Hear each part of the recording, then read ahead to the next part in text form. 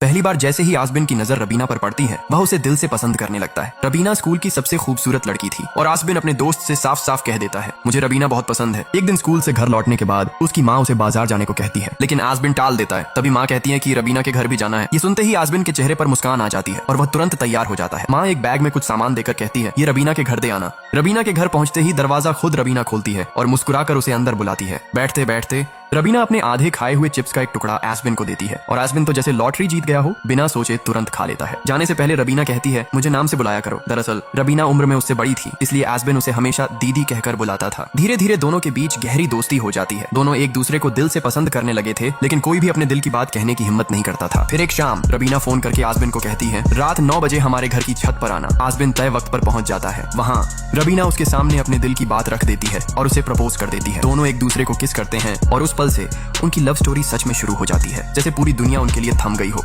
आसबिन और रबीना की प्रेम कहानी अच्छी खासी चल रही थी। दोनों एक दूसरे के साथ बहुत खुश थे, लेकिन एक दिन सब बदल गया। आसबिन के घर के सामने पूजा हो रही थी और उसकी माँ ने उसे कहा कि प्रसाद रबीना के घर देकर आओ। दिल में क्रिस्टोफर ये नाम सुनते ही आसबिन के पैरों तले जमीन खिसक जाती है। टूटे दिल के साथ वो घर लौटता है और पूरी रात रोता रहता है। अगले दिन स्कूल का पिकनिक होता है, सब मजे कर रहे होते हैं, लेकिन आसबिन चुपचाप कोने में बैठा रहता है। उसका दोस्त वजह पूछता है और सलाह देता है कि रबीना से बात करो। हिम्मत करके आसबिन उसके पास जाता है, लेकिन रबीना सामने से उसे अपमानित कर देती है और कहती है, तुम मुझे दीदी कहकर बुलाओ। ये सुनकर आसबिन को यकीन हो जाता है कि रबीना ने उसे धोखा दिया है और उसकी मोहब्बत एक ही पल में खत्म हो जाती है। रबीना ने जब आसबिन को सबके सामने अपमानित करके उसकी जिंदगी से निकाल दिया, तब वो अंदर से पूरी तरह टूट चुका था। प्यार पर उसका भरोसा ही उठ चुका था। सालों बाद एक दिन आसबिन अपनी सहेली की शादी में जाता है और वहाँ उसकी नजर एक लड़की पर पड़ती है, मीरा। वो उसे देखकर हाथ हिला रही थी। दरअसल मीरा आसबिन को पहले से जानती थी। शादी के बाद मीरा इशारे से उसे बुलाती है कि वो उससे मिले। दोनों मिलते हैं और उनकी दोस्ती गहरी होती जाती है। मीरा आसबिन का ख्याल रखती है, उसके साथ हंसती खेलती है, तस्वीरें खिंचवाती है और धीरे धीरे उस पर दिल हार बैठती है। एक दिन दोनों नदी किनारे बैठे होते हैं, तभी मीरा आसबिन को प्रपोज कर देती है और फिर उसे किस कर देती है। उस पल आसबिन के जहन में रबीना का धोखा फिर से ताजा हो जाता है, लेकिन थोड़ी देर सोचने के बाद वो हाँ कर देता है, क्योंकि सच यही है, जिंदगी में हर कोई सही इंसान का इंतजार करता है और आसबिन के लिए वो इंसान थी मीरा।